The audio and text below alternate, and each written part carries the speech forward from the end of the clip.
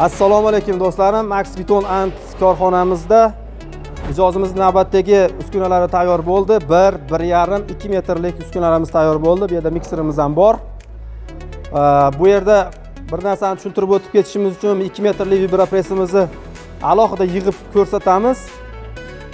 Ko'p mijozlarimiz so'rayapti. Yer ustiga o'rnatsa bo'ladi. Mana yer ustiga o'rnatilgan jarayonni ko'ring. Qanchalik baland turibdi. Endi bu shpilkaga qotirilgandan keyin yana ham bu tepaga ko'tariladi.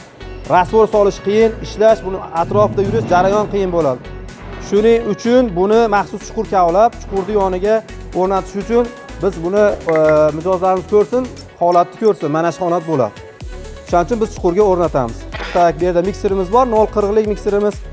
11 kW motor, RM reduktor, zildi mos qo'yilgan, 0,40 kuba betonni bemalol aylantirib to'kadi. Kimga shunaqa maxsus temir qorullar kerak bo'lsa, Max Beton Andga obuna bo'linglar, like bosinglar, xullas hammasi. Sog' bo'linglar.